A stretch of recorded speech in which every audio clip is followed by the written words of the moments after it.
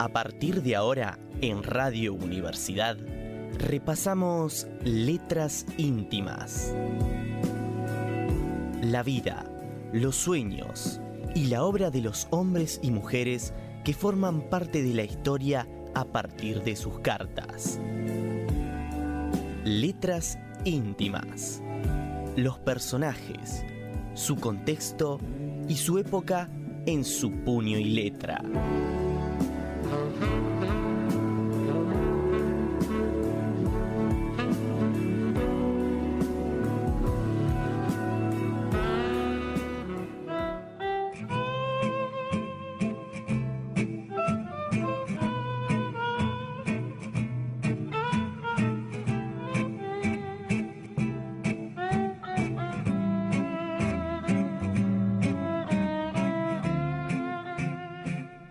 Juana de Ibarburu. ¿Qué perfume usas? Y riendo le dije, ninguno. Te amo y soy joven. Vuelo a primavera. Así comenzamos Letras Íntimas de hoy con alguien muy especial, porque recién justamente Cristina nos decía ese bello poema breve de Juana de Ibarburu. Así que aquí la tenemos hoy como invitada a esta mujer que nos ha deleitado con su escritura, una latinoamericana mujer que fue premiada con el Nobel de Literatura. Sí, Juana de Ibarburu, Fernández Morales era su apellido de soltera, fue conocida popularmente como Juana de América. Nació en Melo el 8 de marzo de 1892 y falleció en Montevideo el 15 de julio de 1979. En agosto de 1929 recibió en el Salón de los Pasos Perdidos del Palacio Legislativo este título de Juana de América, de la mano de Juan Zorrilla de San Martín y una multitud de poetas y personalidades. Bueno, y dicen las crónicas que ella misma contribuyó a alimentar la imagen de una poeta sencilla que escribía en pantuflas, con mínima cultura y casi pura sensibilidad, de madre de ama de casa común, aunque tocada de excepcional y natural belleza. Sus biógrafos no la desdijeron por respeto o por pudor, como el caso de Dora Isela Russell, que dicen que fue por simple conveniencia. Pero hoy vamos a centrar nuestro programa en un texto que ha sido publicado en Montevideo en el 2012.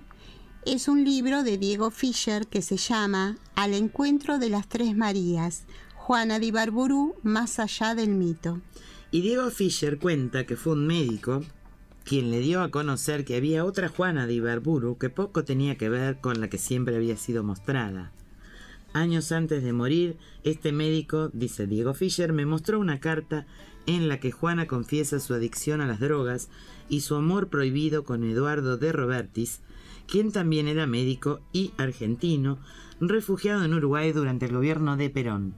Tenía 20 años menos que ella y tenía además la edad de su propio hijo, Julio César. Juana ha sido reconocida en su país y también a nivel internacional. En Uruguay, por ejemplo, hicieron billetes con su rostro porque además de excelente poeta, era bellísima. Y hoy que conocemos las penurias materiales por las que debió pasar, esto parece una ironía, ¿no? Ella misma, dice Diego, fue la primera en contar lo que le pasaba y con lujo de detalles. Su adicción a la morfina aparece en decenas de poemas posteriores a 1950. También su enamoramiento tardío. Para él, pocas escritoras han sido tan autobiográficas. En su obra está todo, dice. Solo hay que tomarse el trabajo de leerla. Sobre su padre se sabe poco. Al parecer criaba gallos de riña en su casa y posteriormente fue jardinero de la Intendencia Municipal de Cerro Largo. Tenía un fuerte temperamento. Tenía 2 hogares, el oficial y otro que formó con una mujer casada del mismo lugar, que además vivía a pocas cuadras de la casa familiar, y con esta otra pareja, don Vicente tuvo 2 hijos, Agustín y Eustaquio. Esto por supuesto generó un gran escándalo, ¿no?, en la sociedad, pero a pesar de esto, Juana, cuando ya es una mujer adulta, quiso conocer a los medio hermanos y se logra aproximar a ellos. indudablemente eso la debe haber marcado o la debe haber afectado en su infancia. El 29 de julio de 1919, Juana le escribe a don Miguel de Unamuno y le envía un ejemplar de sus Lenguas de Diamantes. En esa carta ella le pedía su opinión acerca de sus versos, porque para ella tenía mucha importancia la opinión de este poeta. Su aprobación implicaba su consagración. Estaba inquieta y en pocos días comenzó a preocuparse muchísimo, a tal punto que le escribió también a su descubridor, Vicente Salaberry, y en esas cartas le expresaba que tenía miedo al fracaso, miedo a que su libro no fuera comprendido. Luego de un par de semanas de nerviosismo, llegó por fin la contestación de Unamuno. Al enterarse que el gran poeta estaba contento con su libro, Juana se enloqueció de alegría, asustando con sus gritos a su madre y a Feliciana, quien era su negra doméstica que vivía desde siempre en su casa. Y bueno, en esta carta don Miguel le decía a Juana, esta carta fue escrita en el año 1919, decía de sus poesías: quedó sorprendido de la poesía tan fresca y ardorosa a la vez. Para él fueron hermosos la espera, lo que soy para ti, la hora implacable, el fuerte lazo, te doy mi alma, la cita, las parvas, la promesa.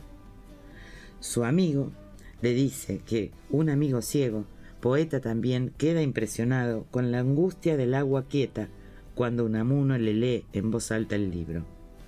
El consejo que le da es: lo que sí creo es que usted debe dejar las tristezas hasta que ellas vengan, que desgraciadamente, teniendo como usted tiene un alma sensible y hasta ardiente, le vendrán. Sobre su apellido, Unamuno le dice que ese apellido, por más que se escribe a la francesa, es vasco puro y que significaba cabecera del valle. Juana le contesta. Sobre su impaciencia al esperar su contestación, le habla del agradecimiento a Dios por el agrado que le había provocado su libro, sobre los elogios, las críticas y también el gran escándalo que provocó socialmente su libro. Le cuenta también cómo había conocido el dolor. Le expresa textualmente: yo no sabía lo que era sufrir. Sobre la acería, Vida Garfio, le comenta que el horror a la muerte era un hecho, que siempre existió en ella, desde que presenció cuando sacaron del panteón de la familia para trasladar a la urna los restos de su abuelo. Le pide a don Miguel el nombre de su amigo, el poeta ciego, para poder comunicarse con él. Le dice: su carta es una compensación a lo que he sufrido y yo no sé cómo agradecérsela. Finalmente, sobre su apellido, le comenta que ella usaba el apellido de su marido y que él era hijo de vascos y que no sabía por qué lo escribían a la francesa, pero a partir de ahora firmaría como era en realidad, Juana de Ibarburu. Unamuno, los poetas uruguayos Carlos Reiles y Juan Zorrilla de San Martín, el mexicano Alfonso Reyes, el peruano José Santos Chocano, el chileno Pablo Neruda y muchos otros poetas coincidieron en que Juana, además de ser hermosa, tenía un gran talento, era una gran poetisa. Bueno, y hace un momentito nada más nombrábamos una de las poesías que había seleccionado como que le habían gustado más a Unamuno, La Hora, que la vamos a escuchar con música de Isabel Parra. Escuchamos. Tómame ahora que aún es temprano y que llevo dalias nuevas en la mano. Tómame ahora que aún es sombría esta taciturna cabellera mía. Ahora que tengo la carne olorosa y los ojos limpios y la piel de rosa. Ahora que calza mi planta ligera la sandalia viva de la primavera. Ahora que en mis labios repica la risa como una campana sacudida a prisa. Después yo sé que ya nada de eso más tarde tendré.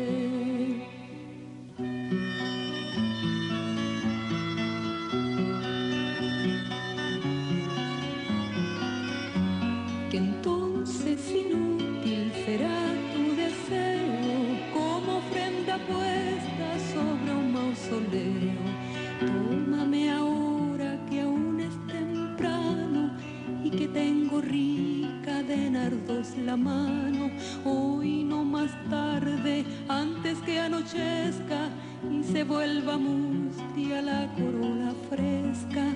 Hoy no, mañana, o amante, ¿no ves? Hoy no, mañana, o amante, ¿no ves? Hoy no, mañana, o amante, ¿no ves? Que la enredadera crecerá ciprés. Hoy no, mañana, o amante, ¿no ves? Que la enredadera crecerá ciprés.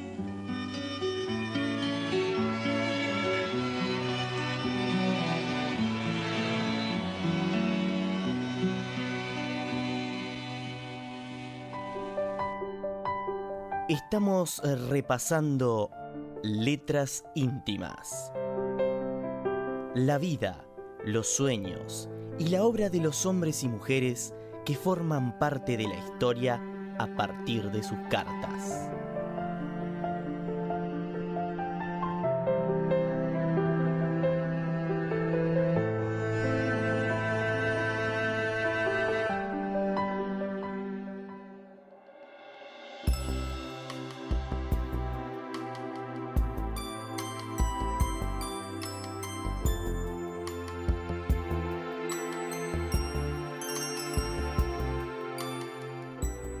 Quizás su belleza, su encanto, le jugaron una mala jugada en la vida. Juana no pudo manejar bien todas estas adulaciones de lectores. Comenzó a recibir centenas de regalos, flores, bombones, cartas. Todas le hablaban de su belleza. Y ella comenzó a cuidar su cuerpo y su aspecto físico más que otra cosa. Ahí comenzaron los problemas conyugales. Hubo incidentes de violencia doméstica. Luego empezaron a llegar críticas no favorables para su obra. Todo esto la empezó a sumir en una melancolía profunda. Juana no dormía, no comía. Y allí es cuando comienza a consumir morfina y a presentar problemas de salud. Y ella le escribe. ¿A quién? A Alfonso Reyes. Y le dice: no publico nada de lo que recibo de mis libros y no me ocupo tampoco de hacer transcribir lo que de ellos se dice en el extranjero, como siempre más pródigo y más entusiasta que mi país. He llegado al culminante momento psicológico del despreocupado encogimiento de hombros. Este insomnio y esta falta de apetito fueron el comienzo de un proceso que se fue agravando. La tristeza de Juana se debía también a su matrimonio, un matrimonio sin amor a pesar de que vivían juntos. Había todo esto para aparentar, ¿no? Era este matrimonio. Uh-huh. Feliciana, la doméstica que había vivido siempre en la casa, decía que Juana estaba poseída por un gualicho y que una gitana un día que había pasado por allí había sido la que le había engualichado, ¿no? La causa de este gualicho. Así es. Entonces, por este gualicho, según Feliciana, Juana escribía día y noche y por eso también no dormía nunca, ¿no? Entonces Feliciana, sin que supiese Juana, esparcía todo el tiempo incienso, le vaciaba el tintero. Y sin saber que Juana no se daba ni cuenta, ¿no?, de toda esta situación. Ella se sorprendía por la cantidad de tinta que gastaba, ¿no? Claro. En las crónicas. Sí, y la mamá le decía a Feliciana que Juana era una gran escritora, pero para Feliciana ese éxito iba a terminar con su vida, con su familia, con sus hijos, con su esposo. Y algo de razón me parece que tenía, ¿no? Juana tuvo una gran recaída y cayó inconsciente en el piso en una de esas recaídas. Todos creían que estaba muerta. Fue trasladada al hospital italiano, previo a haber detectado en su mesa de trabajo una jeringa y un frasco de vidrio vacío color caramelo. Feliciana, su doméstica, a quien mencionábamos anteriormente, era quien sabía las penurias de Juana. Ibarburu llevó el frasco vacío para mostrárselo al médico. Estuvo internada y recién después de 3 semanas pudo recibir visitas.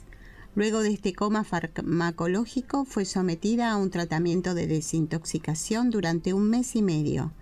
Pudo recibir visitas después de 3 semanas de estar internada. Esther de Cáceres era una de las amigas que la visitaba y le escribía, poetisa también, y era escritora como Juana, eran grandes amigas.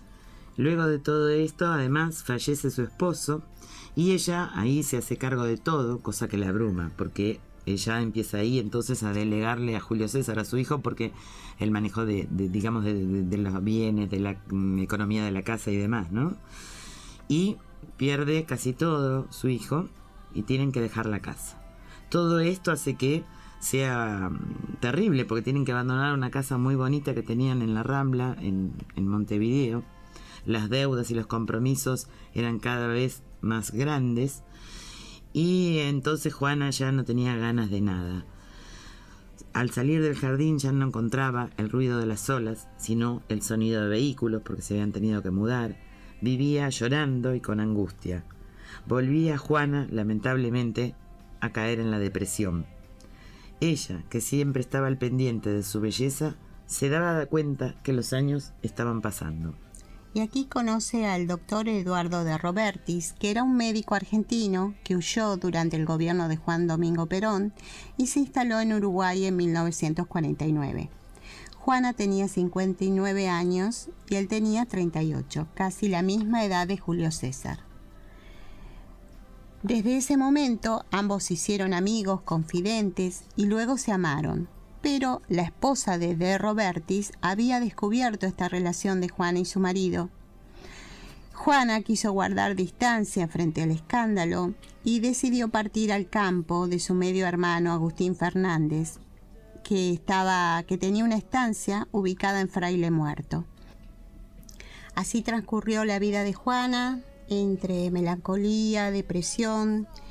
Estuvo varias veces internada y se escribía con sus amigas. Vamos a leer ahora algunas cartas que escribía, por ejemplo, a Isabel. Así es, esta carta es del 20 de mayo de 1956.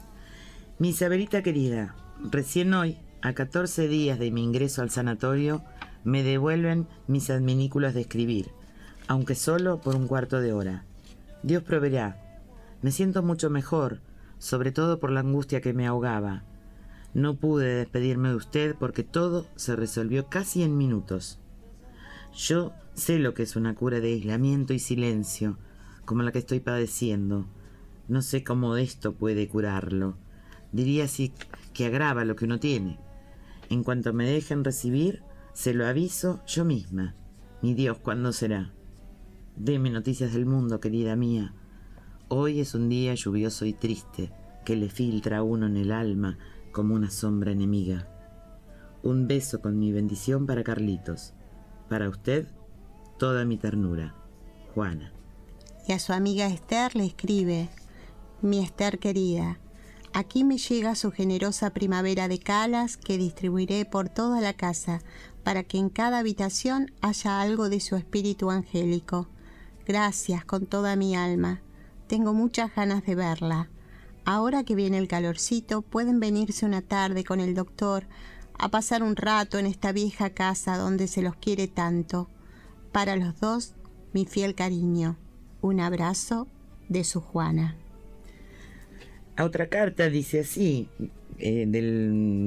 fechada el 4 de junio de 1960.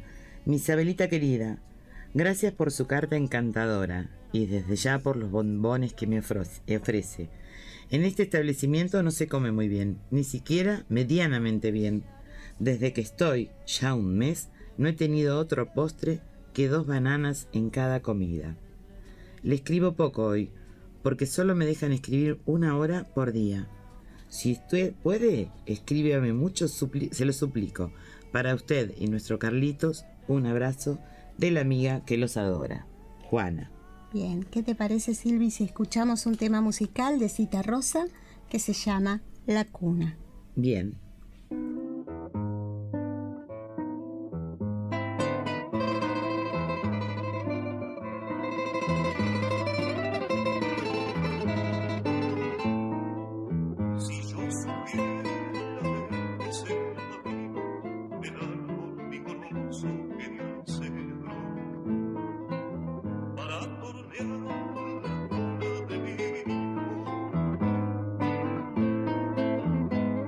Si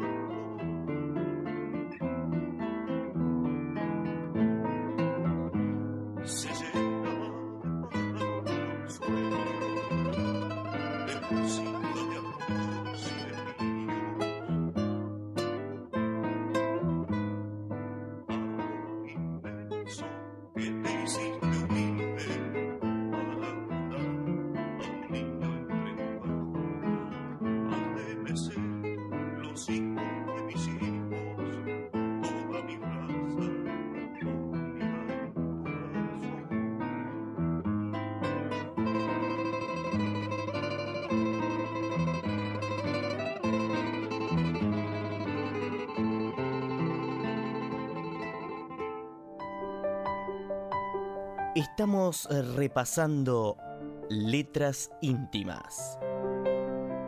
La vida, los sueños y la obra de los hombres y mujeres que forman parte de la historia a partir de sus cartas.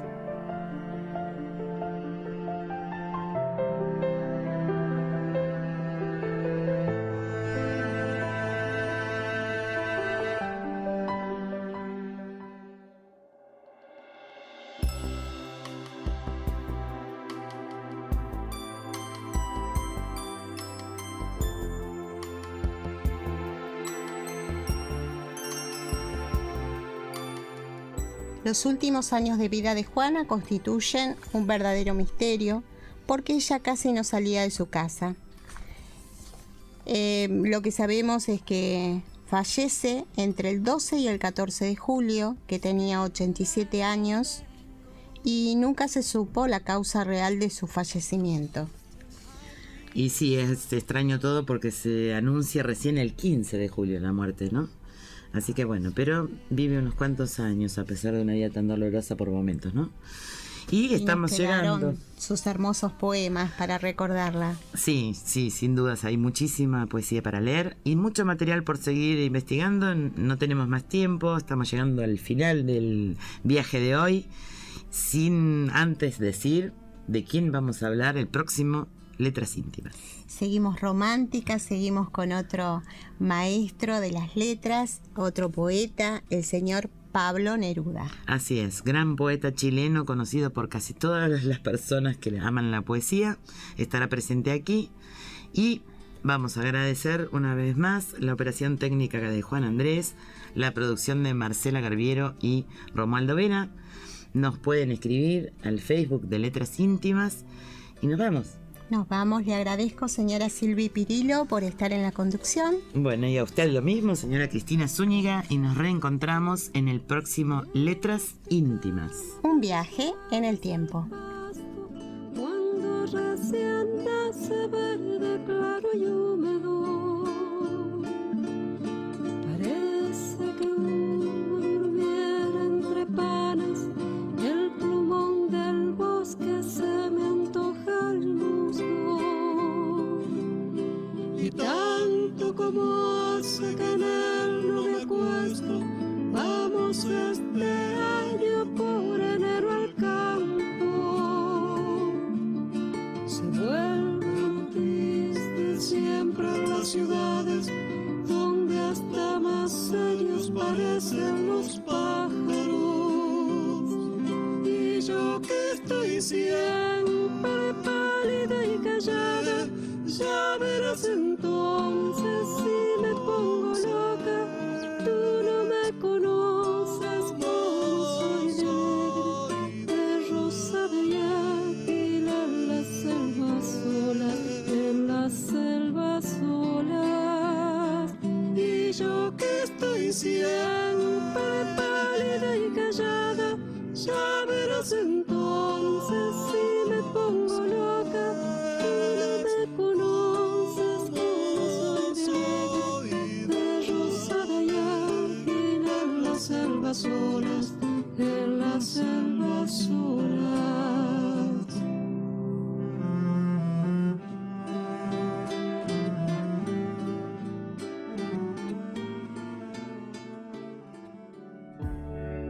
Aquí terminamos de leer Letras Íntimas. La vida, los sueños y la obra de los hombres y mujeres que forman parte de la historia a partir de sus cartas. Letras Íntimas. Los personajes, su contexto y su época en su puño y letra. Nos reencontramos el próximo jueves a las 20:30 horas por AM 1240, Radio Universidad.